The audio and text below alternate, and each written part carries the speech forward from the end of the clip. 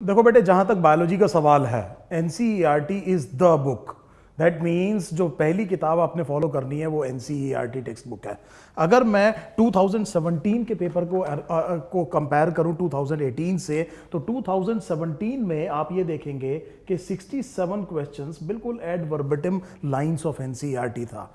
2018 में हालांकि ये नंबर थोड़ा सा कम हुआ है, ये नंबर है 60। मतलब 60 क्वेश्चंस वो हैं जो बिल्कुल सीधा उठ करके किससे आए हैं, एनसीईआरटी से, जिसमें आपने बिल्कुल भी बहुत ज्यादा सोचना नहीं है। You will directly get the answer. Obviously you will have to understand the NCERT for that as well.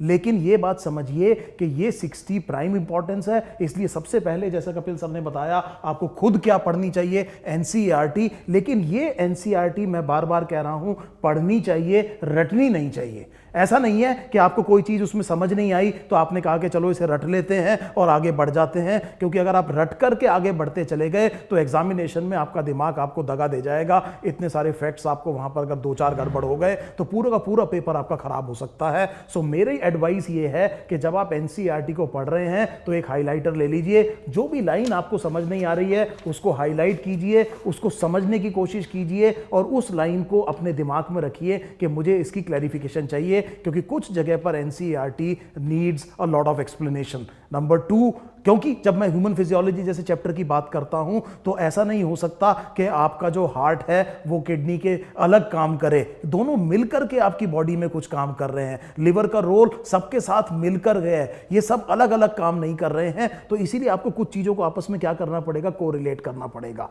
अब जब आपने पहली बार एनसीईआरटी पढ़ ली और उसमें उन चीजों को देख लिया जो कि आपके पेन पॉइंट्स हैं, तब आप इस वीडियो को देखिए। और इस वीडियो के साथ में आपने क्या बनाए, नोट्स बनाए। सो ये बहुत इंपॉर्टेंट चीज है, क्योंकि इन वीडियोस में हमने बेसिकली एनसीईआरटी को एक्सप्लेन किया है, एनसीईआरटी के टॉपिक्स को एक दूसरे के साथ कोरिलेट किया है, आपकी एनालिटिकल स्किल्स को बढ़ाने की कोशिश की है और कैसे चीजें आपस में जुड़ करके कंप्लीट मीनिंग देती है वो चीज बताने की कोशिश की है। सो बहुत प्राइम इंपॉर्टेंट ये हो गया कि आपने वीडियो बनाया, और जैसा कपिल सर ने कहा कि वीडियो देखने की जगह आपको क्या करना है, उसके साथ साथ नोट्स जरूर लेने हैं। This is a very important thing. Educated का अगर मैं हिंदी करूं तो पढ़ा लिखा कहते हैं, पढ़ा पढ़ा नहीं कहते बेटे।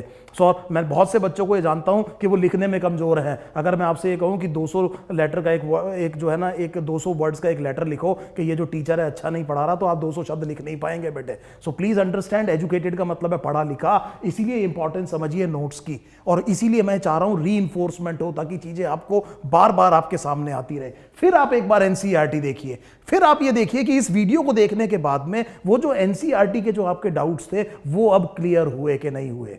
मैं आपको एश्योर कर रहा हूं कि हमने इस चीज का ध्यान रखा है कि जब आप इस चीज को रखेंगे तो कोई ना कोई भी डाउट आपकी एनसीईआरटी का बचेगा नहीं। This is what I am ensuring you. Last में हमने आपसे कहा कि 200 क्वेश्चंस कीजिए। अगर आपने इस सिस्टम को पूरी तरह से फॉलो किया तो मैं बहुत साल से बेटे पढ़ा रहा हूं, मैं खुद मेडिकल कॉलेज से निकला हुआ हूं, मैं बहुत अच्छी तरह से जानता हूं मैं क्या कह रहा हूं। अगर आपने इस चीज को फॉलो कर लिया तो मैं आपको यहां पर वर्चुअल गारंटी दे सकता हूं कि you will get more than 300 marks in biology, and that too in less than 1 hour, which is very important to understand कि बायोलॉजी में आपका टाइम भी कम लगना चाहिए। 1 घंटे से कम टाइम में आपके 300 से ज्यादा नंबर आने चाहिए, ताकि आपको 2 घंटे से ज्यादा फिजिक्स केमिस्ट्री के लिए मिले।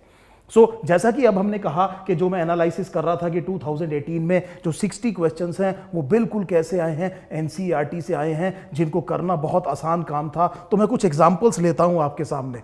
अभी जो आपने पेपर दिया उसका एक क्वेश्चन देखते हैं। ये क्वेश्चन देखते हैं किस तरह से बिल्कुल एनसीईआरटी से आया था। अगर आप इस क्वेश्चन को देखें, इस क्वेश्चन को अगर आप देखें, in which of the following forms, देखिए अगर इस क्वेश्चन को मैं थोड़ा सा एनलार्ज कर देता हूं, आप देखिए इसको कि in which of the following forms is iron absorb by plants. ये आपके 2018 नीट का क्वेश्चन है। In which of the following forms is iron absorb by plants. पहली चॉइस थी फेरस, दूसरा फ्री एलिमेंट, तीसरा फेरिक, और चौथा था बोथ फेरिक एंड फेरस। आप नीचे देखिए हमने लिखा है पेज 197, 11th एनसीईआरटी, और जो यूनिट इसमें इन्वॉल्व थी दैट वाज प्लांट फिजियोलॉजी। सो अगर मैं इस एनसीईआरटी को उठाऊं, ये क्लास 11th की एनसीईआरटी है, और हमने कहा कि इसमें हमने कहा पेज 197 में अगर आप इसको बड़े ध्यान से देखें तो ये मेरी थोड़ी एनसीईआरटी ज़्यादा पढ़ी हुई है, तो आप ध्यान से देखिए मैंने कितनी बार इस एनसीईआरटी को पढ़ा है, कितनी बार साथ में मैंने नोट्स बनाए हैं, इसीलिए वीडियो बनाते हुए भी आपको क्या करना है, नोट देना है। ये मेरी पर्सनल एनसीईआरटी है, इसको ध्यान दीजिएगा। सो हमने ये कहा कि यहां पर आयरन के बारे में क्या लिखा है, plants obtain iron in the form of ferric ions. So this is a straight forward question. सो हमने ये देखा कि इस क्वेश्चन में हमने ये देखा कि जो हमसे पूछा गया वो ये पूछा गया कि किस शेप में प्लांट जो है आयरन को एब्जॉर्ब करता है। तो स्ट्रेट फॉरवर्ड आंसर क्या आ गया बच्चे, फेरिक आ गया। ये आपको पेज 197 पर लाइन मिल गई। मैं आपको एक और क्वेश्चन दिखाता हूं। ये क्वेश्चन देखिए, एक और क्वेश्चन था, मैंने अलग अलग यूनिट से कुछ रिप्रेजेंटेटिव क्वेश्चंस लिए हैं, कुछ 12 से लिए हैं, कुछ 11 से लिए हैं। ये क्वेश्चन देखिए, the correct order of steps in polymerase chain reaction is. इसमें आपको कुछ क्या दिए हुए, ये आपको चॉइसेस दी हुई हैं। आपको इन तीनों स्टेप्स को करेक्ट क्रोनोलॉजिकल सीक्वेंस में लगाना है। और अगर आप देखें तो फिर हमने ये लिखा है कि it is directly from page 202 12th NCERT biotechnology. So मैं आपको इस किताब को दिखाता हूं और आप अगर देखें तो ये 12th की एनसीईआरटी है, ये साफ सुथरी है, ये मैंने अभी नहीं खरीदी है, तो इसको मैं अब दोबारा पढ़ना शुरू कर रहा हूं। तो मैं हर साल एक बार एनसीईआरटी जरूर पढ़ता हूं बेटे। That is why I have been called a very good teacher in biology I suppose. This is the reason because I deliver what is required for the entrance, और उसके लिए मुझे खुद पढ़ना पड़ता है। और जितनी बार मैं एनसीईआरटी पढ़ता हूं मुझे एक नई लाइन दिख जाती है आज भी, तो इसलिए समझ लीजिए इसकी इंपॉर्टेंस कितनी है। सो अगर आप ये देखें, ये amplification of gene of interest using PCR, और इसमें 3 स्टेप्स आप देख रहे हैं, डीनेचरेशन, अनीलिंग और एक्सटेंशन। सो क्रोनोलॉजिकल सीक्वेंस क्या हुई, डीनेचरेशन पहले, उसके बाद अनीलिंग, और तीसरा क्या, एक्सटेंशन। ये डायरेक्टली किससे आ गया बच्चे, एनसीईआरटी से आ गया। सो अगर इस क्वेश्चन को हम फिर देखें कि इसमें हमने ये देखा कि ये पहले, सबसे पहले आप डीएनए को डीनेचर करेंगे, फिर प्राइमर को अलील करेंगे, और फिर प्राइमर को आप एक्सटेंड करेंगे। This will be the answer. एक और क्वेश्चन आपको दिखाता हूं इसमें रिप्रेजेंटेटिव। अगर आप इस क्वेश्चन को देखें, ये मैंने जेनेटिक्स से लिया है इस क्वेश्चन को, उन्होंने साइंटिस्ट का नाम पूछा था कि करेक्ट मैच बताना है। Now look at the fourth choice, Francois, Jacob and Jacques Monod. इसने हमने क्या कहा, लैक ओपरन, और हमने क्या लिखा कि it is page 116 12th NCERT genetics. So इसको हम दोबारा देखते हैं, एक बार फिर एनसीईआरटी को देखते हैं, और ये देखिए पेज नंबर 116। सो अगर मैं एनसीईआरटी का पेज नंबर 116 लेता हूं तो ये पहली ही लाइन देखिए बड़े ध्यान से, lac operon. The elucidation of the lac operon was also a result of close association between a geneticist Francois Jacob and biochemist Jacques Monod. तो देखिए ये बिल्कुल डायरेक्ट लाइन है कि this is the correct match. So this question again was directly ad verbatim from NCERT. और देखते हैं इस क्वेश्चन का, इसका मतलब आंसर 4th हो गया। अब मेरे को एक बात ये नहीं समझ में आती कि जब बच्चे को अपना आंसर मिल गया तो वो बाकी तीनों को मिलाने की जरूरत क्यों महसूस करता है। This is where you are wasting time. आपके सामने आंसर पड़ा है बेटे, आप फटाफट निकाल करके इस आंसर को और अगले क्वेश्चन पे मूव कीजिए। That is highly advisable because you have to save time. एक और क्वेश्चन मैंने प्लांट रिप्रोडक्शन से ले लिया, which of the following has proved helpful in preserving pollen as fossils. हमने कहा page 23 12th NCERT plant reproduction. इस क्वेश्चन को फिर एनसीईआरटी से देखने की कोशिश करते हैं। सो ये 12th एनसीईआरटी में पेज 23। सो अगर आप पेज 23 लें तो ये पेज 23 डायरेक्टली खुल गया। तो ये देखिए, तो यहां पर उन्होंने लिखा है pollen grains are well preserved as fossils because of the presence of sporopollenin. This is a direct line of NCERT. So अगर आप इसको दोबारा देखेंगे इधर तो आपने क्या देखा कि इस क्वेश्चन में विच of the following has proved helpful in preserving pollen and fossil, the answer would be sporopollenin. अगर आप अभी भी कन्विंस नहीं हुए हैं तो मैं आपको एक और ह्यूमन फिजियोलॉजी से दिखाता हूं। ये बड़ा इंटरेस्टिंग क्वेश्चन है, अगर आप बड़े ध्यान से देखिए, बड़ा सिंपल क्वेश्चन है। इसमें है match the items given below, given in column 1 and column 2 and select the correct options given below. So आपने एक आइटम को, फिब्रिनोजन को आपको पता है क्लॉटिंग से करना है, ग्लोबुलिन को आपको पता है इट इज डिफेंस मैकेनिज्म क्योंकि गामा ग्लोबुलिन को हम एंटीबॉडीज कहते हैं, and albumin is osmotic balance. So इधर हमने देखा कि page 279 sorry 11th NCERT human physiology हमने यूनिट ली है। सो लेट अस सी कि ये किस तरह से आपकी एनसीईआरटी में दिया हुआ है। So we are looking at page 279। So page 279 would be, तो एक मिनट में निकाल लेता हूं, ये पेज 279 है। सो इसमें अगर आप दिखा सकें तो fibrinogen are needed for clotting, Globulins are primarily involved in defense mechanism and the albumins help in osmotic pressure. So this is direct, this is absolutely direct. So अब तक हमने कुछ क्वेश्चंस वो देखे जो एनसीईआरटी से बिल्कुल डायरेक्ट हैं, आपको पता है, इसीलिए आपको बार बार एनसीईआरटी पढ़नी है। और उसके जब आप वीडियो देखेंगे तो वीडियो में वही एनसीईआरटी हमने बार बार क्या की है, रीइंफोर्स की है, और आपने उसके क्या बनाने हैं, नोट्स बनाने हैं। अब कुछ क्वेश्चंस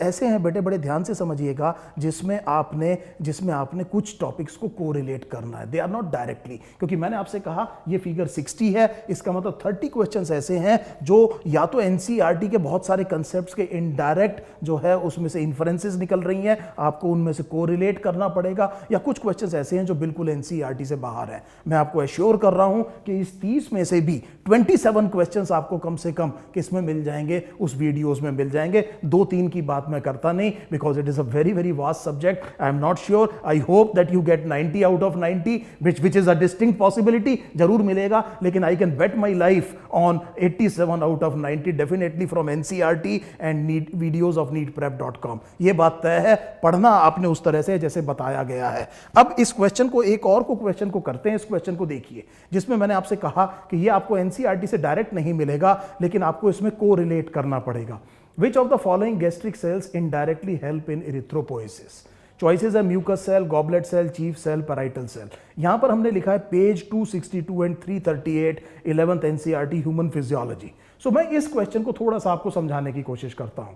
सो अगर आप देखें तो ये मेरी 11th की क्लास की किताब है, और हमने पेज 338 में सबसे पहले एक चीज ये देख ली कि इसमें यहां पर लिखा हुआ है the juxtaglomerular cells of kidney produce a peptide hormone called erythropoietin which stimulates erythropoiesis, और ब्रैकेट में लिखा है formation of RBC. So question में आपको यह बात समझ में आ गया कि वो आपको इरिथ्रोपोइसिस की बात कर रहा है जिसमें फॉर्मेशन ऑफ आरबीसी है। और मेरा जो वीडियो है जिसमें मैंने आरबीसी पार्ट 2 आपके लिए रिकॉर्ड किया हुआ है, उसकी जो बिगिनिंग की लाइन ही ये है कि now let us look at the details of the formation of RBC which is otherwise called as erythropoiesis. So इसका मतलब ये हुआ कि एक तो फॉर्मेशन ऑफ आरबीसी इरिथ्रोपोइसिस कहते हैं, ये बात हमें पता होनी चाहिए। और दूसरा जो हमने इसमें शब्द पेज देखा वो 262 है। अगर आप 262 पेज को देखें तो 262 पेज में यहां पर लिखा है कि पैराइटल और oxyntic cells which secrete HCl and intrinsic factor,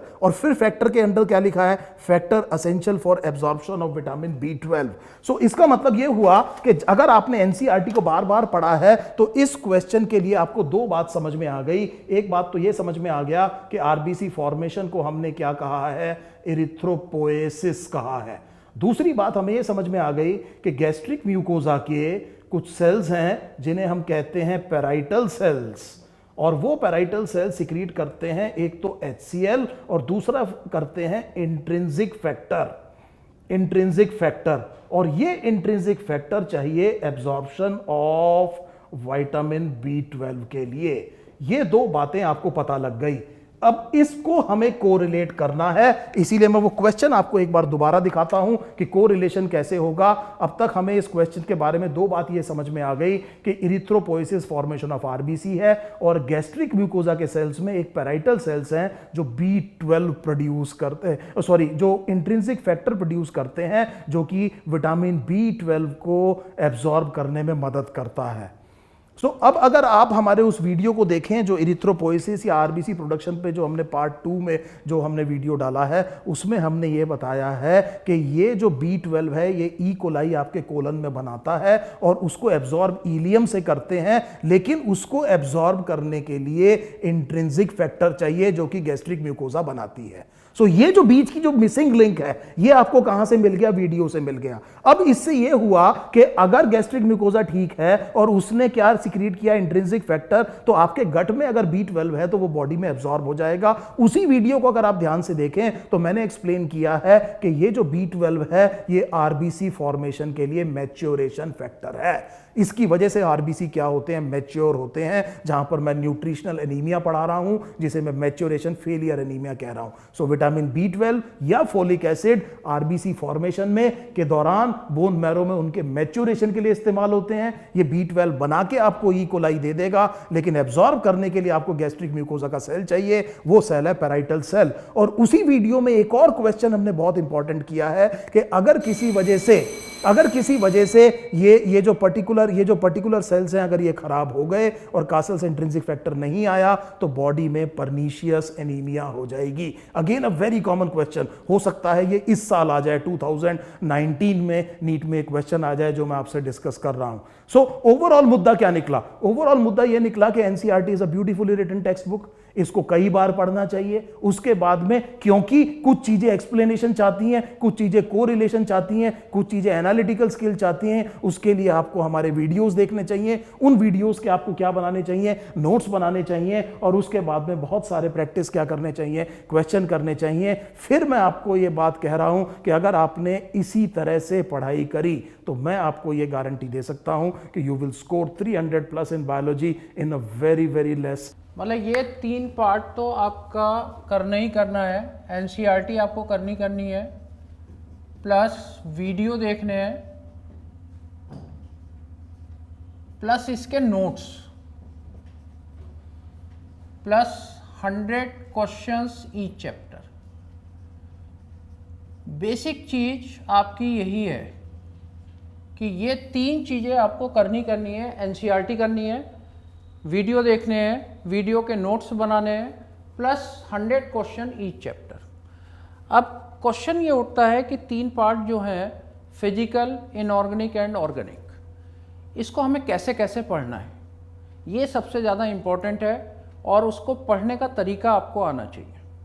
अब जैसे 1 बाय 1 हम लोग लेते हैं, फिजिकल केमिस्ट्री को मुझे स्टडी करना है। हर एक को पढ़ने का तरीका थोड़ा डिफर होता है।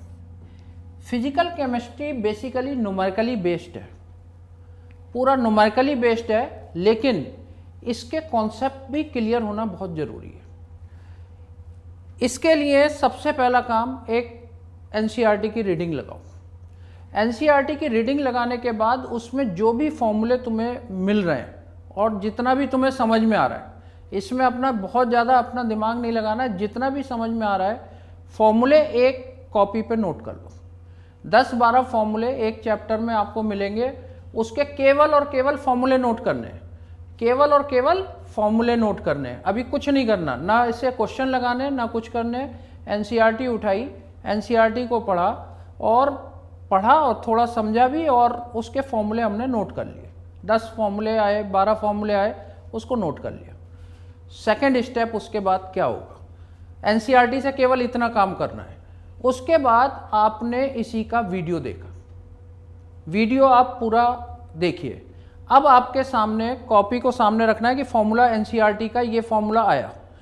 अब इस फॉर्मूले का वीडियो में एप्लीकेशन बताया गया होगा। एप्लीकेशन में क्या करा गया होगा कि 2-3 क्वेश्चन कराए गए होंगे उस फॉर्मूले पे, 2-3 क्वेश्चन हर फॉर्मूले पे कराए गए हैं, और उसको कराने का तरीका हो सकता है कि फॉर्मूले के अलावा भी कोई तरीका हो या शॉर्टकट मेथड हो, वो वीडियो में आपको मिल जाएगा। उसको देखो ध्यान से, और उसके फॉर्मूले का आपको एप्लीकेशन समझ में आएगा वीडियो से, और उसमें आपको ये लगता है कि ये एनसीईआरटी के अलावा कोई चीज़ यहाँ पर मुझे मिल रही है, उसको अगेन नोट करा। जो एनसीईआरटी में नोट कर चुके उसको नहीं, उसके अलावा अगर वीडियो में आपको कोई चीज़ मिल रही है, कोई शॉर्टकट मिल रहा है कि इस फॉर्मूले का मुझे शॉर्टकट मिल गया। जैसे मैंने सम बेसिक कॉन्सेप्ट में एक स्टिचोमेट्री की प्रॉब्लम है, लिमिटिंग रिएजेंट की प्रॉब्लम है, उसके लिए एक मेथड बता दिया, POAC method, POAC principle of atom conservation. उस मेथड से क्वेश्चन एक लाइन में सॉल्व हो जाता है, बिना बैलेंसिंग के सॉल्व होता है। वो एक एक्स्ट्रा मेथड था जो कि एनसीईआरटी में गिवन नहीं था। क्लियर? वो एनसीईआरटी में गिवन नहीं है और वो एक शॉर्टकट मेथड है, और वहां पर आपसे ये तो पूछा नहीं जाना कि आपने कैसे सॉल्व करा, आपका एक लाइन में आंसर आना चाहिए। वो एक लाइन में आपका आंसर आएगा, उस मेथड को समझो, वहां समझ में आएगा। वीडियो जब देखोगे तो अपने आप समझ में आएगा, बहुत आराम से करके पढ़ाया गया है। और वो समझ में आया, उसका एप्लीकेशन के बाद मैंने 2-3 क्वेश्चन कराए, उन 2-3 क्वेश्चन को आपको करा, और उसके बाद जब आपने वीडियो कंप्लीट कर लिया, उसके नोट्स बना लिए, नोट्स में जो एनसीईआरटी से अलग थे उसको आपने बना लिया, उसके बाद इसके 100 क्वेश्चन आपको लगा देने। उन 100 क्वेश्चन में क्या होगा कि जैसे मैंने 10 फॉर्मूले पे अलग अलग 2-2 क्वेश्चन कराए, मान लो 20 क्वेश्चंस मैंने कराए, 20 क्वेश्चंस तो वो हैं ही हैं, उसके अलावा हमारे यहाँ पर मतलब ऑनलाइन आपको क्वेश्चंस मिल जाएंगे। 100 क्वेश्चन उसके लगाइए, उसमें उसी से रिलेटेड सारे क्वेश्चंस हैं। 100 क्वेश्चन आपने कर लिए, कंप्लीट हो गया आपका चैप्टर इज कंप्लीट। इसमें आपको ऑन एन एवरेज मैं बता रहा हूँ 4 to 5 आवर्स लगने एक चैप्टर। वैसे चैप्टर की लेंथ पे भी डिपेंड करता है, लेकिन आपको 4 to 5 आवर्स एक चैप्टर को करने में लगने। तो इस तरीके से एक चैप्टर आपका फिजिकल में कंप्लीट होता है। ये टाइम आपका इनऑर्गेनिक में कम हो जाएगा, ऑर्गेनिक में थोड़ा कम हो जाएगा, लेकिन फिजिकल में टाइम लगेगा क्योंकि ये न्यूमेरिकल का पोर्शन। अब ये एक चैप्टर कंप्लीट हो गया, इसके बाद ऐसी सेकंड चैप्टर आपको करना है। तो ये हर चैप्टर को करने का तरीका है फिजिकल केमिस्ट्री के अंदर। और कभी भी आप रिवीजन लेंगे, कोई नई चीज नहीं करेंगे। आपको कभी भी रिवाइज करना है, सेम सीक्वेंस को दोबारा फॉलो करना है, उसी चीज को इस तरीके से आप बार बार रिवाइज करते रहेंगे। उसके बाद आपको वैसे तो जरूरत नहीं पड़ेगी, लेकिन अगर रिवीजन ले रहे हैं तो रिवीजन में कोई भी नई चीज नहीं करेंगे। सेम क्वेश्चंस लगा डालो, सेम वीडियो देख डालो, सेम एनसीईआरटी, सारी चीजें सेम करनी है।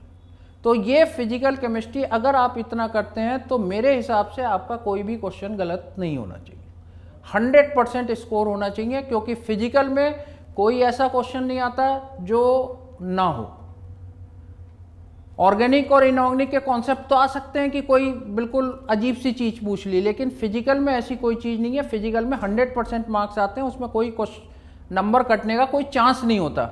आपने ये करा ही ना हो तो वो बात अलग है, उसकी कोई गारंटी नहीं है, लेकिन इसमें आपके 100% स्कोर आएगा फिजिकल केमिस्ट्री में, जिसके करीब करीब अब तो इक्वल वेटेज आ रही है। 15 क्वेश्चन हम मान लेते हैं, तो 15 क्वेश्चन का काम आपका ये कंप्लीट होता है।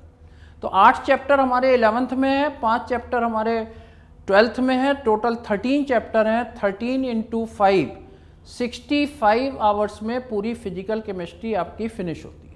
65 आवर्स आपको चाहिए। अब वो स्टूडेंट टू स्टूडेंट भी डिपेंड करता है, किसी की कैपेसिटी मतलब ग्रेस्पिंग पावर ज़्यादा है, इंटेलिजेंस लेवल ज़्यादा है, तो वो कम टाइम लेगा, कोई ज़्यादा टाइम लेगा, तो वो अलग अलग हो सकता है। सर इसमें मैंने बच्चों को एक चीज़ बोली है, आपने जो 5 आवर्स बोले, उतना मैंने इन्हें कहा है कि आपको 100 प्रॉब्लम प्रैक्टिस करने में पहली बार कर रहे हैं, तो उतना टाइम लगेगा। वीडियो प्लस नोट्स में और 5-6 घंटे लगेंगे, एनसीईआरटी की रीडिंग में 2-3 घंटे। तो मैंने कहा है 13-14 घंटे, 13-14-15 घंटे वो शुरू में लगेंगे, शुरू में लगेंगे, और चैप्टर टू चैप्टर भी डिपेंड करेगा। तो मैंने इन्हें जनरली ये कहा है कि तुम्हें 1500 घंटे पढ़ना है, 15 घंटे पर चैप्टर ऑन एन एवरेज। बहुत बढ़िया। जीओसी में बहुत ज्यादा लग सकता है, केमिस्ट्री इन एवरीडे लाइफ में बहुत कम लग सकता है। बिल्कुल बिल्कुल। तो मैंने ऑन एन एवरेज इन्हें ये बोला है कि 15 घंटे पर चैप्टर तुम्हारा ऑन एन एवरेज लगेगा। ये सोच लो 1500 घंटे तुम्हें 40 हफ्ते में पढ़ने। बहुत बढ़िया, बिल्कुल बिल्कुल सही है, बिल्कुल सही है। Thank you. तो ये कपिल सर बिल्कुल सही बोल रहे थे। तो इसमें जो है ना, जैसे मैं 5 to 6 आवर कह रहा हूँ, तो ये आपका मिनिमम है। इसमें स्टूडेंट टू स्टूडेंट डिपेंड करता है, 10 to 15 आवर्स भी लग सकते हैं। तो पहले आप 15 घंटे तक लगा दीजिए, कोई दिक्कत नहीं है। 15 आवर्स आपके पास टाइम प्रेजेंट है, आप 15 घंटे तक लगा सकते हैं। कम लगा दें तो और अच्छा है, और कहीं पर टाइम मिल जाएगा। ये तो आपका फिजिकल केमिस्ट्री का पूरा पार्ट आपको इसी तरीके से करना है। ये बात समझ में आ गई। अब इसके बाद जो दूसरा पार्ट होता है, दैट इज इनऑर्गेनिक।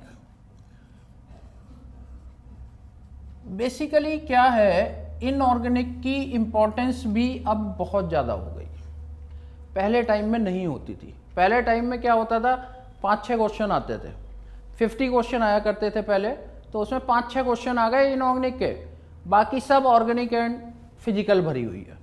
लेकिन आजकल जो देखा जा रहा है 3 to 4 ईयर्स की 15 क्वेश्चन तक इनऑर्गेनिक के पूछे जा रहे हैं। यानी 33% इनऑर्गेनिक आ रही है। आप इसको इग्नोर कर ही नहीं सकते, इसको छोड़ ही नहीं सकते, अदरवाइज सिलेक्शन नहीं होना है। अब इनऑर्गेनिक केमिस्ट्री को कैसे पढ़ा जाए, इसके लिए सबसे इंपॉर्टेंट चीज हो जाती है एनसीईआरटी। सबसे इंपॉर्टेंट हो जाती है एनसीईआरटी, वीडियो एंड क्वेश्चंस। इसमें एनसीईआरटी में आपको सबसे पहला काम करना है मैक्सिमम टाइम, इसमें आपको बहुत ध्यान से पढ़ते हुए मैक्सिमम टाइम एनसीईआरटी को देकर, और एनसीईआरटी में जो चीज़ें लिखी गई हैं और जो आपको लग रहा है कि हाँ ये इस पे क्वेश्चन आ सकता है, उसको आप हाईलाइट कर लीजिए, और ना हो तो नोट्स बनाइए उसके, उसको लिखते जाइए, उसको लिखते जाइए, पॉइंट वाइज लिख लीजिए। मालूम पड़ा कि एक चैप्टर से आपको 100 पॉइंट्स मिल गए, 100 पॉइंट सिंगल लाइन के मिल गए, 100 पॉइंट्स वो एक्चुअल में उसी पे क्वेश्चन आने। उसके बाद आपको क्या करना है, वीडियो। वीडियो में एनसीईआरटी तो कवर है ही है, उसके अलावा जो और चीज़ें हैं जो एनसीईआरटी में कवर नहीं है और जनरली पूछ ली जाती हैं, वो चीज़ें भी उसमें कवर करी गई हैं। और उसमें देखो जो तुमने 100 पॉइंट्स लिखे थे और वीडियो में कुछ और चीज़ें आ रही हैं, उसको भी नोट्स बना लेने, क्योंकि बार बार तो वीडियो नहीं देखना, बार बार एनसीईआरटी नहीं देखनी। अब ये पूरी जिस्ट निकल के आ गई कि आपने उसके भी नोट्स में ऐड कर लेना है। नोट्स में ऐड कर लिया वीडियो का, न्यूमेरिकल पोर्शन इसमें है नहीं। इसके बाद आपने ये दोनों चीज़ें करने के बाद क्वेश्चंस करने शुरू करें। इसके नंबर ऑफ क्वेश्चंस आप ज़्यादा भी लगा सकते हैं, इसमें ऐसा नहीं है, इसमें क्वेश्चन करने में टाइम नहीं लगना है। जैसे फिजिकल के अगर 100 क्वेश्चन कर रहे हो तो इसके 200 क्वेश्चन कर दोगे, तो यहां पर आप इस क्वेश्चन के नंबर को डबल कर लो, सेम टाइम में कवर हो जाएंगे। जो फिजिकल केमिस्ट्री के अगर 100 क्वेश्चन हो रहे थे तो यहां 200 क्वेश्चन हो सकते हैं। तो ये एक एग्जाम्पल है, लेकिन इसके क्वेश्चन का नंबर आप इंक्रीज कर दीजिए। लेकिन फिर इसमें अब आपको क्या करना है, इसमें आप वैरायटी ऑफ क्वेश्चन कर सकते हैं। वैरायटी ऑफ क्वेश्चन से मेरा क्या मतलब है, फिजिकल में मैं क्या बोल रहा था कि फिजिकल में एक ही जो आपने क्वेश्चंस एक बार कर लिए उसी को रिवाइज करना है बार बार। इनऑर्गेनिक में ऐसा नहीं है, इनऑर्गेनिक में उससे अलग क्वेश्चंस भी आप करेंगे हर बार, और उन क्वेश्चंस को भी रिवाइज करेंगे, और उससे अलग भी आप कर सकते हैं। जितने ज़्यादा से ज़्यादा मैक्सिमम नंबर के क्वेश्चंस कर लोगे उतना फ़ायदा है, और कहीं से भी कुछ भी आ सकता है, क्योंकि इनऑर्गेनिक की कोई लिमिट नहीं होती। इनऑर्गेनिक की कोई लिमिट नहीं है, वो बाउंड्री खिंची हुई है कि हाँ एस ब्लॉक ही आना है, पी ब्लॉक, लेकिन एस ब्लॉक में क्या आना है, तो ये एनसीईआरटी से थोड़ा अलग भी आ सकता है।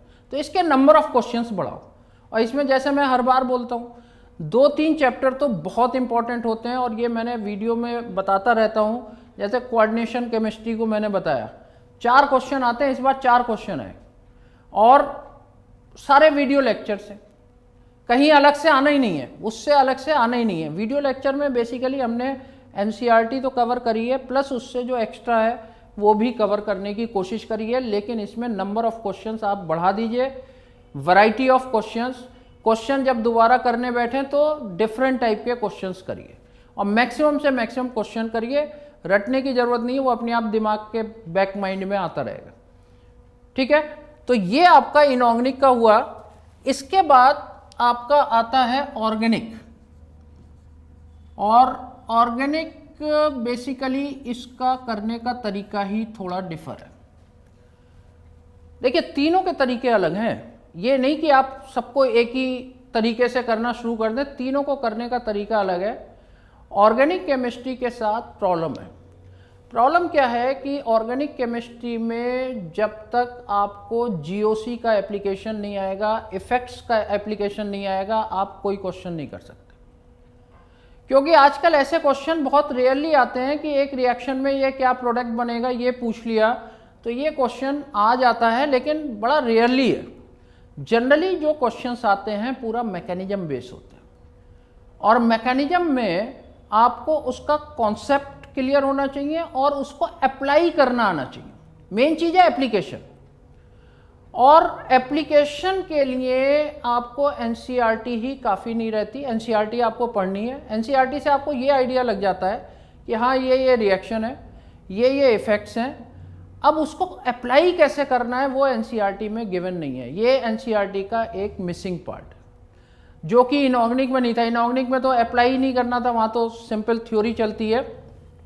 तो ऑर्गेनिक केमिस्ट्री में एनसीईआरटी का मिसिंग पार्ट क्या है कि दे रखा है, सब कुछ दे रखा है, लेकिन उसको हमें अप्लाई कैसे करना है ये चीज़ें नहीं है, और दे भी नहीं सकते वो, एक साथ ऐसे दे भी नहीं सकते, उनकी भी अपनी प्रॉब्लम है। लेकिन लिखी हुई सारी रिएक्शंस हैं। अब उसमें मालूम पड़ा कि एक फर्स्ट रिएक्शन का आ रहा है, एक लास्ट रिएक्शन का, दोनों को कंबाइन करके क्वेश्चन बन गया। तो अब वहाँ प्रॉब्लम है ना, अब उसको अप्लाई करना आना चाहिए। तो एप्लीकेशन के लिए आपको दो पार्ट बहुत इंपॉर्टेंट है, isomerism and effects, electronic effects. Isomerism से ये आइडिया होता है कि जैसे मान लीजिए कोई मॉलिक्यूलर फॉर्मूला आपको दे दिया, C4H10O दे दिया। कंडेंस फॉर्मूले के इस बार क्वेश्चन आए हैं, नीट के अंदर आए हैं कि C7H8 दे दिया। अब आपको कोई मॉलिक्यूलर फॉर्मूला गिवन है, आपको यही नहीं पता कि मैं इसके क्या कंपाउंड बनाऊं। मालूम पड़ा एक ऑक्सीजन के अल्कोहल भी बनते हैं, एल्डिहाइड भी बनते हैं, कीटोन भी बनते हैं, ईथर भी बनते हैं, 4 कंपाउंड बनते हैं। आपने इसमें बनाने शुरू करे एल्डिहाइड, बनाने शुरू करे कीटोन, बनेगा ही नहीं। ये क्यों नहीं बन रहा? क्योंकि आपको आइसोमेरिज्म का आइडिया नहीं है। आइसोमेरिज्म में बेसिकली क्या होता है ना, पूछ लिया जाता है इसके कितने आइसोमर्स बनेंगे।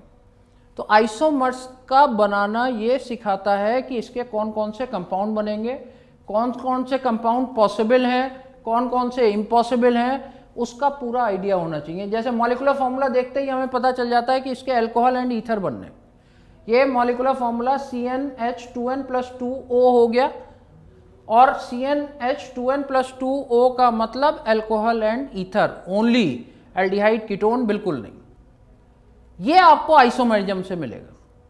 तो आइसोमेरिज्म के बाद, आइसोमेरिज्म से आइडिया होता है कि ये कौन कौन से कंपाउंड हैं। फिर इन कंपाउंड्स पे इफेक्ट्स जो होते हैं, रेजोनेटिंग इफेक्ट, ये मैंने पिछले वीडियो में भी बताया था, resonating effect, hyper conjugation, inductive effect. Electromeric effect की इतनी इंपॉर्टेंस नहीं है।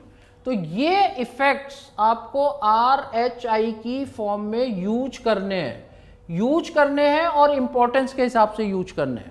रेजोनेंस की इंपॉर्टेंस सबसे पहले है। अगर कहीं पर रेजोनेंस दिख गया, भूल जाओ कि हाइपर कंजुगेशन भी है, भूल जाओ इंडक्टिव इफेक्ट भी है। इंडक्टिव इफेक्ट तो हर जगह पर होता है, लेकिन आपको उसे भूलना पड़ेगा। आपका दिमाग क्या चलता है कि पहले इंडक्टिव इफेक्ट देख रहे हैं, मालूम पड़ा ये भी प्रेजेंट है, ये भी प्रेजेंट है, सारा आंसर गलत हो गया। तो रेजोनेंस का एप्लीकेशन सबसे इंपॉर्टेंट, रेजोनेंस का एप्लीकेशन, रेजोनेंस नहीं है तो हाइपर कंजुगेशन का एप्लीकेशन, हाइपर कंजुगेशन नहीं है इंडक्टिव इफेक्ट का एप्लीकेशन। ये एप्लीकेशन केवल और केवल वीडियो से आपको मिल सकते हैं। एनसीईआरटी इसको कवर नहीं करती। एनसीईआरटी इसको कवर नहीं करती। जब तक आप वीडियो नहीं देखेंगे तब तक काम नहीं बनेगा, और इसमें नोट्स भी बनाने की बहुत ज़्यादा ज़रूरत नहीं है। मेन चीज़ है एप्लीकेशन। आपके दिमाग में सारे कॉन्सेप्ट क्लियर होने चाहिए। वो क्लियरिटी जो आपको मिलेगी बिना वीडियो के नहीं मिल सकती। एनसीईआरटी पढ़ के क्लियर नहीं हो सकता, ये 100% तय है। और इसमें आपको हर तरीके से चारों तरफ से देखना है, और इसके फिर क्वेश्चंस लगाओ। क्वेश्चंस आपको, अब जब क्वेश्चंस लगाने बैठोगे तो मैं बता रहा हूँ तुम्हारे सामने प्रॉब्लम क्या आएगी। तुम केवल एक चैप्टर पढ़ के बैठ गए, क्वेश्चन होंगे ही नहीं, उसमें 8-10 क्वेश्चन में अटक जाओगे। कुछ क्वेश्चन उस चैप्टर से रिलेटेड आ गए तो वो कर दोगे, 8-10 क्वेश्चन में अटक जाओगे। इसमें जब तक आप अमीन तक नहीं पढ़ लेंगे, आगे के छोड़ दो, polymer, biomolecule and chemistry in everyday life, ये अलग नेचर के चैप्टर हैं, लेकिन अमीन तक आपको पढ़ के तब क्वेश्चंस लगाओगे, तब आपके क्वेश्चंस लगेंगे। अदरवाइज क्वेश्चंस लगने मुश्किल हो जाएंगे, फिर आधे अधूरे लगेंगे। तो इसकी प्रॉब्लम है, ऑर्गेनिक केमिस्ट्री की प्रॉब्लम है कि आप चैप्टर वाइज कर लोगे लेकिन पूरी ऑर्गेनिक पढ़ने के बाद। तो इसमें थोड़ा सा मैं जो सजेस्ट करूंगा कि आप पहले जीओसी आप कंप्लीट करिए, हाइड्रोकार्बन कंप्लीट करिए। ये दोनों एक अलग नेचर के चैप्टर हैं, पहले इसके क्वेश्चंस लगा लो, इसके क्वेश्चंस अलग से लग जाएंगे, जीओसी और इसके। इसके बाद जब 12th में आओ, इसके तो क्वेश्चंस आप लगा लो, जीओसी के कम से कम 300 क्वेश्चन लगने चाहिए, ऐसी हाइड्रोकार्बन के 100 क्वेश्चन लगने चाहिए, 400 क्वेश्चंस आपके लगने चाहिए। इसके बाद आप जब 12th में आएंगे, एंटर करेंगे, तो एल्काइल हैलाइड से लेकर अमीन तक ये 4 चैप्टर होते हैं। 4 चैप्टर्स को पढ़ लीजिए, एनसीईआरटी से पढ़ लो एक बार और वीडियो देख लो। इसमें आपका जो भी टाइम जा रहा है उस टाइम को जाने दो, ये आपका किल नहीं हो रहा, ये बहुत इंपॉर्टेंट, मतलब इससे आपके क्वेश्चंस सॉल्व होंगे। उसके बाद सबके 100 क्वेश्चन लगाना शुरू करो, 100 क्वेश्चन पर चैप्टर लगाना शुरू करो, दैट्स एनफ। और इसके फिर वैरायटी ऑफ क्वेश्चन लगा सकते हो। तो फिजिकल में वही वाले क्वेश्चन लगाने हैं जो आपने पहली बार लगाए हैं, उसी को बार बार रिवाइज करना है। इनऑर्गेनिक केमिस्ट्री में वीडियो देखने हैं और क्वेश्चंस की वैरायटी बढ़ानी है, हर बार नए क्वेश्चन कर सकते हो और नंबर ऑफ क्वेश्चंस को इंक्रीज करना है। और ऑर्गेनिक के अंदर 11th की ऑर्गेनिक करने के बाद क्वेश्चंस लगा लो जीओसी के 300 और हाइड्रोकार्बन के 100, और उसके बाद 12th में पूरे के पूरे 4 चैप्टर पढ़ने के बाद क्वेश्चंस लगाओ, ये मैं सजेस्ट करूँ। तो इस तरीके से अगर आप करते हैं तो मैं नहीं समझता कि आपके कोई भी नंबर कटने वाला है। 180 में 180 भी आ सकते हैं, कोई नंबर नहीं कटेगा, लेकिन इसको करना पड़ेगा और बिल्कुल रेगुलर वे में करना पड़ेगा। ये मजाक नहीं हो रही है, इसमें आप नहीं करेंगे तो फिर कुछ नहीं होना है। तो इसलिए इसको करो, टाइम बहुत कम है, एक एक दिन आपके लिए बहुत इम्पॉर्टेंट है, इसको करिए और अच्छे से नंबर लाइए। नीट के बच्चों को फिजिक्स में दिक्कत आती है, इसमें कोई दो राय नहीं है, बट उसका मेन कॉज मैं ये नहीं कहूँगा कि नीट के बच्चों की मैथ्स वीक है या वो मैथ्स नहीं पढ़ते 12th में। इवन अगर वो 12th में मैथ्स ले भी लें तो भी उनको फिजिक्स में दिक्कत आती है जनरली, जो मैंने देखा है। इसका मेन कॉज जो मेरे एक्सपीरियंस से जो मुझे लगा है वो ये है कि वो फिजिक्स को गलत तरीके से पढ़ने की कोशिश करते हैं। तरीका कैसे गलत, मैं बताता हूँ। एक्चुअली आपके नीट के एग्ज़ाम में मेजर पोर्शन बायो का है, मतलब out 50% is zoology and biology, दोनों को मैं एक साथ ही बायो कह रहा हूँ, जूलॉजी एंड बॉटनी। तो ज़्यादातर स्टूडेंट्स क्या करते हैं कि उनका जो बायो को पढ़ने का तरीका है कि वो किताब लेते हैं, किताब को अच्छे से पढ़ते हैं कई बार, उसके बाद उसके स्टेटमेंट से रिलेटेड क्वेश्चंस आते हैं, जिसको रिकॉल करके वहाँ पे टिक कर देते हैं और they get good marks in bio. But physics के अंदर ऐसा नहीं होता। वो फिजिक्स को भी इसी तरीके से सॉल्व करने की कोशिश करते हैं। वो ये अपने आप सोचते हैं कि मैंने बायो को अच्छे से पढ़ लिया है, वैसे ही मैं फिजिक्स को भी पढ़ के सीधा क्वेश्चन सॉल्व कर दूंगा तो मेरा काम हो जाएगा और मेरे भी अच्छे नंबर आने चाहिए। लेकिन होता उल्टा है। पहली प्रॉब्लम तो ये आती है कि जब वो फिजिक्स पढ़ते हैं तो उन्हें समझ में नहीं आती कि लिखा क्या है, हो क्या रहा है। दूसरी प्रॉब्लम उन्हें तब आती है कि जब बाई चांस उन्होंने अगर एक आध दो फॉर्मूले रट भी लिए तो एग्जाम में जब वो क्वेश्चन आया तो वो फॉर्मूला उनका उल्टा ही लगता है, गलत ही आंसर होता है। तो इन्हीं कारणों से धीरे धीरे उनका कॉन्फिडेंस कम होना चालू हो जाता है। बायो में रिलेटिवली नंबर ठीक ठाक आ जाते हैं तो हर बच्चा ये सोचने लगता है कि उसकी फिजिक्स वीक है क्योंकि उसके पास मैथ नहीं है। फिर उसके ऊपर से डिफरेंशिएशन, इंटीग्रेशन, थोड़ी सी फिजिक्स में मैथ जैसे ही ऐड होती है और बच्चे की कॉन्फिडेंस की लग जाती है। तो इसी चीज़ को कई लोगों ने बताया है, एक बार फिर से सुनो, फिर से ध्यान से देखो। फिजिक्स एक डिफरेंट सब्जेक्ट है, इसको पढ़ने का तरीका डिफरेंट है। आपको बायो की तरह से नहीं पढ़ना है। किस तरह से पढ़ना है, किस तरह से एफिशिएंटली पढ़ना है कि सेम टाइम दे के आपके ज़्यादा मार्क्स आएँ, इसके ऊपर हम आज फिर से बात करेंगे। Will go to the basics. जैसे कोई इस क्लास में 11th 12th में बच्चा आता है, उसको क्या करना चाहिए? सबसे पहले जब भी वो फिजिक्स पढ़ता है तो उसके बेसिक्स पढ़ने चाहिए। अब बेसिक्स से आप बोलोगे कि सर बेसिक्स का मतलब क्या? Basics is a very wide term. What do you mean by basics? Let me clearly tell you what is basics. Basics का मतलब होता है बेसिक टर्म्स, इंपॉर्टेंट या कीवर्ड्स। मैं आपको इसका एग्जांपल भी देता हूं, जैसे डिस्टेंस और डिस्प्लेसमेंट। सबसे पहली चीज, अगर आपको डिस्टेंस और डिस्प्लेसमेंट में जल्दीबाजी में आपने पढ़ लिया डिस्टेंस डिस्प्लेसमेंट, तो आपका दिमाग सोचता है दोनों सेम ही है, लेकिन एग्जाम में जब उसी पे क्वेश्चन आ जाता है कि बताओ इनमें से कौन सी क्वांटिटी है जो हमेशा या तो बड़ी होगी या बराबर होगी, तो बच्चा वहाँ फंस जाता है कि अच्छा डिस्टेंस डिस्प्लेसमेंट कैसे मैं देखूँ, क्योंकि उसने उस कीवर्ड को सही से नहीं समझा था। अगर उसने उस कीवर्ड की डेफिनेशन में गया तो उसको वहाँ पे रियलाइज होगा कि distance is the length of path and displacement is the shortest path. तो शॉर्टेस्ट वर्ड लगते ही वो छोटा ही हो गया, तो हमेशा डिस्प्लेसमेंट डिस्टेंस से छोटा होता है। सो अनटिल अनलेस आपको ये कीवर्ड्स की जो डेफिनेशंस हैं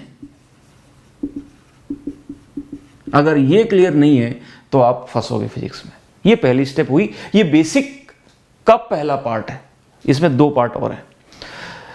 और भी एग्जांपल जैसे मैं दे सकता हूं, जैसे फॉर एग्जांपल डायमेंशन, आपसे कोई पूछा कि व्हाट इज डायमेंशन, तो कई लोगों को समझ में नहीं आता कि डायमेंशन है क्या। Dimension is the power on the fundamental quantities. Power क्या है, तो ये छोटे छोटे चीजें आपके बच्चों को क्लियर होनी चाहिए, बेसिक टर्म्स। दूसरी चीज कीवर्ड्स की डेफिनेशन, मतलब आई वुड से डेफिनेशन। दूसरा बेसिक में क्या आएगा बच्चों, जब आपने एक बार बेसिक टर्म सीख लिया उसके बाद बेसिक टर्म्स को रिलेट किया जाता है। जैसे आपने डिस्टेंस सीख लिया तो डिस्टेंस अपॉन टाइम को हम लोग लिख देते हैं स्पीड, और डिस्प्लेसमेंट अपॉन टाइम को हम लोग लिख देते हैं वेलोसिटी। तो उसके बाद फिर आपके सामने आते हैं बेसिक या इंपॉर्टेंट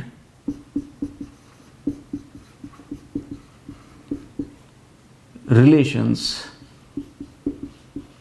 या फिर इसको मैं कभी कभी डेफिनेशंस भी कहता हूं, क्योंकि आपने डिफाइन किया है velocity as rate of change. जैसे आपके सामने कहीं लिखा हुआ है rate of change of position is basically velocity. तो जब तक आपको इनका मीनिंग नहीं पता होगा कि रेट ऑफ चेंज का मीनिंग क्या है, तो चेंज का मीनिंग क्या है, तब तक आप कैसे उसको रिलेट कर पाओगे। ये होती है बेसिक डेफिनेशंस। तो बेसिक टर्म्स, कीवर्ड्स, उनकी मीनिंग्स, और उसके बाद डेफिनेशंस के बजाय I would like meanings, keyword meanings, क्योंकि ये तो मीन हो गया और यहां पे डिफाइन किया आपने बेसिक। और उसके बाद जब आपने कीवर्ड्स के मीनिंग और डेफिनेशंस को सीख लिया, तब आते हैं लॉज, जैसे force equal to mass into acceleration, या आप कोई और ग्रेविटेशनल लॉ देख लो, न्यूटन्स लॉ ऑफ कूलिंग देख लो। ये सब क्या कहलाते हैं, ये इन डेफिनेशंस को रिलेट कर देते हैं, यानी फार्मूला। अब आया फार्मूला। तो तीसरी चीज इंपॉर्टेंट, लॉज। ठीक है, लेकिन बच्चों आपको जो दिक्कत आएगी ना, ये लॉज आप खुद से नहीं समझ पाओगे पढ़ के, क्योंकि when you read a law there is so much of physics behind it, there are so many experiments, there are so many explanations behind it. Simply law देख के आपके सामने आपको कभी भी समझ में नहीं आएगा कि वो क्यों है और कैसे है, और वहां पे आपके ये वीडियोस काम आते हैं, वहां पे आपके टीचर की भूमिका आती है। इवन बुक से भी रीड करने में काफ़ी डिफिकल्टी होती है इन चीज़ों को। इंस्टेड जब हम उसको सुनते हैं, जब आपके सामने कोई बोर्ड में लिख लिख के मिटा के कई सारे एग्जाम्पल दे के उस सेम लॉ को अलग अलग पॉइंट ऑफ व्यू से दिखाता है, तब आपको समझ में आता है कि अच्छा F इक्वल टू ma का मतलब ये है, where F is net force. तो यही सबसे मुश्किल आपका पार्ट होता है, जिसको दूर करने का तरीका मैंने आपको बताया कि आपको क्या करना है। कीवर्ड्स ये आप बुक से सीख सकते हो, यू कैन रीड बुक से, केयरफुली रीड करके। ये भी आप बुक से सीख सकते हो, but to explain the law you need a teacher or mentor or videos, या फिर आपका कोई फ्रेंड जो आपको इसको समझा दे। तो यहाँ पे नीट प्रेप का काम आता है। नीट प्रेप की भूमिका ही यहीं पे ही है कि वो इस पार्ट को आपके क्लियर करे। खूब सारे वीडियोस डाल रखे हैं अलग अलग पॉइंट ऑफ व्यू से, अलग अलग टीचर ने कई बार समझाया हुआ है, तो बच्चे को ताकि वो बार बार रिकॉल होता रहे, याद हो जाए, समझ में आ जाए। ये पहली चीज़ हुई। एक बार आपने वीडियो देखा, आपको समझ में आ गया कि अच्छा ये है मीनिंग इसका, लेकिन समझ में आना भी एक इनकम्प्लीट टास्क है। जब तक आप उसको अप्लाई नहीं करोगे तब तक वो अच्छे से आपके दिमाग में रमा नहीं होगा, आप भूल जाओगे 4-5 दिन के बाद। तो अच्छे से किसी भी कॉन्सेप्ट को अगर आपको याद करना है, अगर आपको एक्चुअली में उस पर नंबर पाने हैं एग्जाम में, then you have to do little bit questions immediately after learning the topic. जैसे आपने एक टॉपिक लर्न किया, तुरंत उसके बाद उसी टॉपिक पे आपके पास खूब सारे, जैसे ऑनलाइन भी हमारे पास खूब सारे क्वेश्चंस का सेट है। There are more than 1 lakh questions which are based topic wise, and like that you can buy any book in market which are topic wise। तो जो भी टॉपिक आपको तुरंत समझ में आए, तुरंत उस टॉपिक के जाके 50 क्वेश्चंस कर लो 1 घंटे में। मैं इसलिए 50 बोल रहा हूँ क्योंकि आपको एग्जाम में भी 45 करने हैं, तो आपकी स्पीड भी मेंटेन रहनी चाहिए। 50 नहीं होते बट अटेम्प्ट तो कर ही सकते हो। 50 में चलो 30 ही हो पाए कोई बात नहीं, 20 ही हो गए कोई बात नहीं, but you should try aim high. 50 के लिए एम करो 1 घंटे में, भले ही आपसे 10 ही हो रहे हो, लेकिन एक बार रीड तुम मारी डालो 50 को। तो this is important, practice each topic. पहली वाली स्टेप के बाद ये आएगा, it will help you to understand better.